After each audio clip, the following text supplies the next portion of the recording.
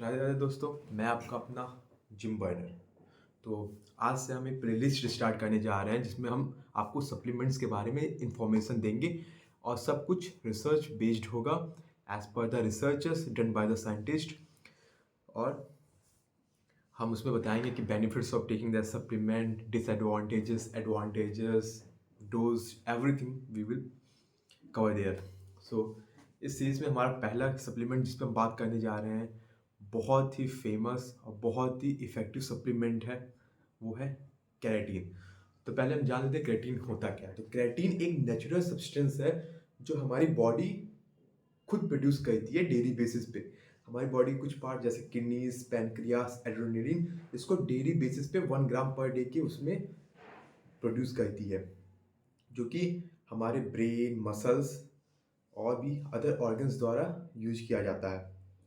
तो keratin basically बहुत form में होते हैं, पर जो फॉर्म हम जिम जाने वाले, बॉडी बिल्डिंग करने वाले यूज करते हैं वो होता है केराटिन मोनोहाइड्रेट, जो कि सप्लीमेंट फॉर्म में मार्केट में अवेलेबल है। मैं बता देना चाहता हूँ कि बेनिफिट्स क्या हैं केराटिन लेने के। तो केराटिन पहली बात आपकी मसल्स रिकवरी में, आफ्टर वर्कआउट आपकी रिकवरी में बहुत ज़्यादा हेल्प करता है। साथ में आपकी लीन मास, मसल मास को प्रिजर्व करने में बहुत और ग्रो करने में बहुत हेल्प करता है। साथ में ये आपके फैट लॉस में भी हेल्प करता है और साथ में आपकी स्ट्रेंथ बढ़ाता है। जिम में वर्कआउट करते टाइम में आपकी स्ट्रेंथ को इंक्रीज करने में भी केराटिन का बहुत इफेक्टिव रोल होता है, क्योंकि ये एटीपी एनर्जी लेवल हमारा इंक्रीज करता है, जिसकी वजह से हमारा स्ट्रेंथ जिम में इंक्रीज हो जाता है। अब बहुत लोगों को लगता है कि अगर बॉडी हमारी नेचुरली प्रोड्यूस कर रही है तो हमें सप्लीमेंट फॉर्म में क्यों लेना है केराटिन। तो बात ऐसा है कि जो हमारी बॉडी प्रोड्यूस करती है वो बहुत स्मॉल अमाउंट है, वो सफिशिएंट नहीं है हमारे मसल बिल्डिंग के लिए, मसल्स रिकवरी करने के लिए, अदर अदर।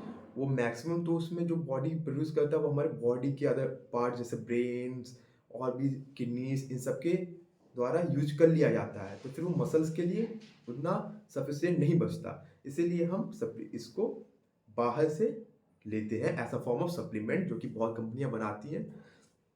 अब हम बात करेंगे कि केराटिन लेना किसको है, मतलब कितने एज ग्रुप के लोग ले सकते हैं, कौन ले सकता है। तो as per the research, anyone above 18 or above 18 can take creatine. There is no side effect of creatine, but 18 age group के नीचे के लिए अभी भी क्रिएटिन पे ज़्यादा रिसर्चेस हुए नहीं है, तो कुछ कह पाना उतना वो नहीं है। फिर भी अगर आपको लेना हो तो आप अपने ट्रेनर, डॉक्टर से परमिशन लेके ले सकते हैं।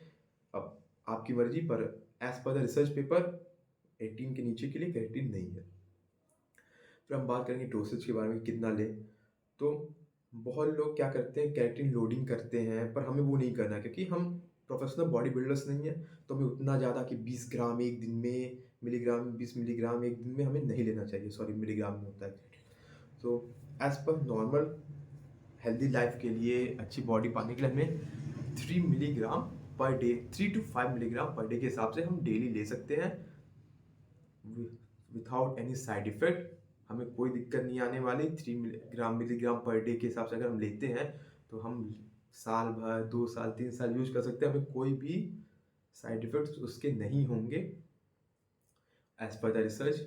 और इसको लेना है कैसे है, आप इसको वे प्रोटीन के साथ मिक्स करके ले सकते हो, वाटर के साथ ले सकते हो, इलेक्ट्रोलाइट्स के साथ ले सकते हो।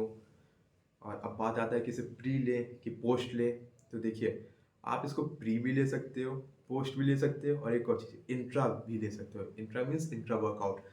But as per the research जो देखा गया है कि पोस्ट वर्कआउट में क्रेटीन के ज़्यादा फायदे देखने को मिले हैं, क्योंकि हम उस समय हमारी बॉडी हीटेड फॉर्म में रहती है, हम वर्कआउट के तुरंत बाद आते हैं, तो हमारी मसल्स ज़्यादा एब्जॉर्ब करती है क्रेटीन। क्रेटीन जितना ज़्यादा एब्जॉर्ब होगा बॉडी में, उतना ज़्यादा उसका इफेक्टिविटी इंक्रीज होगा।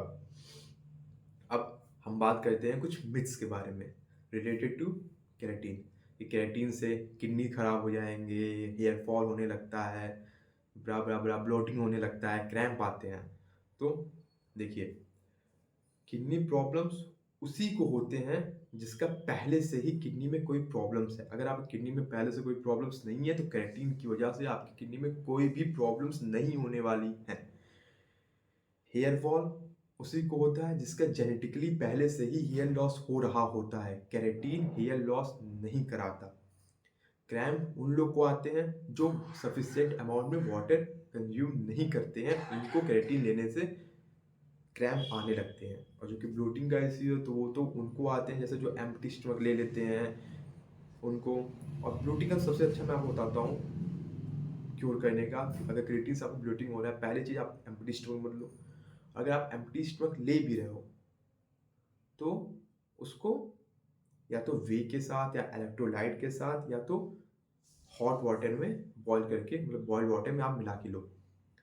और मान लो आपको एम्प्टी स्टमक नहीं भी ले रहे हो तब भी आपको अगर ब्लोटिंग इश्यू हो रही है तो भी उसमें भी आप यही चीज़ कि केराटिन को कोल्ड वाटर की जगह बॉइल्ड वाटर में आप लो, आपकी ब्लोटिंग एकदम ठीक हो जाएगी। मैं भी last I think 3 to 4 month से ले रहा हूँ केराटिन। स्टार्टिंग मुझे भी ब्लोटिंग इशू आई थी तो मैंने उसको बॉइल्ड वाटर में करके लिया था, बॉइल्ड वाटर के साथ। तो फिर कुछ week, within a week का 1 to 2 वीक मुझे ब्लोटिंग इशू आना बंद हो गया था। अब मैं कोल्ड से लूँ हॉट से लूँ कोई दिक्कत नहीं होता, तो आपको भी ऐसे ठीक हो जाएगा। इसी नाते ये बहुत ज़रूरी होता है कि आप क्रेटीन या कोई भी सप्लीमेंट लेने से पहले एक बार अपने बॉडी की पूरी चेकअप करा लो, जिससे आपको पता चले कि आपकी बॉडी क्या उस सप्लीमेंट को लेने लायक है कि नहीं है। तो बिना डॉक्टर के या जिम ट्रेनर, एक अच्छे सर्टिफाइड जिम ट्रेनर के उसके आप क्रेटीन मत लो। एक बार अपने बॉडी का चेकअप करा लो, जिससे आपको पता चले कि आपकी बॉडी में कोई दिक्कत हो या ना हो। और एक बहुत इंपॉर्टेंट बात ये है कि अगर आप क्रेटीन ले रहे हो तो आपको नॉर्मल डेज से ज़्यादा अपना वाटर कंजम्पशन इंक्रीज करना होगा। आई मेरे हिसाब से आपको 2 से 3 लीटर ज़्यादा पानी पीना है जितना आप डेली बेसिस पे पहले पीते हो। अगर आप ऐसा नहीं करोगे तो उस केस में आपकी किडनीज़ में दिक्कत, क्रैम्प आना वगैरह वगैरह हो सकता है, कोई वो नहीं। और दूसरी एक एडवाइस मेरी तरफ से ये है कि कभी भी आप क्रेटीन लेने जाना तो एक अच्छे ब्रांड की क्रेटीन लेना, कभी भी सस्ते के पीछे मत भागना। वैसे भी क्रेटीन बहुत महंगे नहीं मिलते हैं, 500-600 के रेंज में अच्छे क्रेटीन ब्रांड आते हैं, क्रेटीन्स आते हैं। तो कभी भी आप सस्ते में वो 100, 150, 200 वाले में मत जाना, क्योंकि बाद में उसके लॉन्ग टर्म में बहुत ज़्यादा दिक्कत है। हम एक्सटर्नल बॉडी को बनाने के लिए अपने इंटरनल हेल्थ को नहीं ख़राब कर सकते। मैंने भी मुझे 2 साल हो गया जिम जाते हुए, मैंने अभी लास्ट 4 मंथ से वे प्रोटीन और क्रेटीन लेना स्टार्ट किया है, क्योंकि मेरे पास बजट नहीं थे। मैं हॉस्टल में रहता था, घर से लिमिटेड पैसे मिलते थे, पर मैंने तब भी जिम किया। जो भी मैंने गेन किया वो विथआउट सप्लीमेंट प्रॉपर डाइट मैंने गेन किया, क्योंकि हॉस्टल का आप जानते हो मेस के खाने कैसे होते हैं, दाल वही, तो वही सोया चंक्स, चने, इन्हीं सब से मैंने जो भी गेन किया गेन किया। तो ऐसा कोई ज़रूरी नहीं है, बिना सप्लीमेंट के भी आप मसल्स गेन कर सकते हो, आप ग्रो कर सकते हो। बस सप्लीमेंट एक ऐड ऑन कर देता है, थोड़ा-सा इंक्रीज़ कर देता है। पर ऐसा नहीं है कि सप्लीमेंट नहीं रहेगा तो आप ग्रो नहीं करेगा आपका मसल्स, तब भी आपके मसल्स ग्रो करेंगे। और उसका मैं आपके सामने एग्ज़ाम्पल, मैंने जो भी मसल्स गेन किया है, वो सब मैंने विथआउट सप्लीमेंट गेन किया है। वो भी मैं घर पे नहीं रहता, मैं बीटेक कर रहा हूँ, 3rd ईयर का स्टूडेंट हूँ, प्रोजेक्ट भी करने रहते हैं, प्लेसमेंट भी आ रही है, सब चीज़, पर फिर भी मैंने किया। तो आप भी कर सकते हो। तो कभी भी सप्लीमेंट के लिए जाना तो एक अच्छे ब्रांड, थोड़ा अच्छे से रिसर्च करके लीजिएगा, लोकल लेने का कोई फ़ायदा नहीं। अब हम आपको मिलेंगे नए वीडियो में जिसमें हम बात करेंगे वे प्रोटीन के बारे में। तब तक के लिए राधे राधे।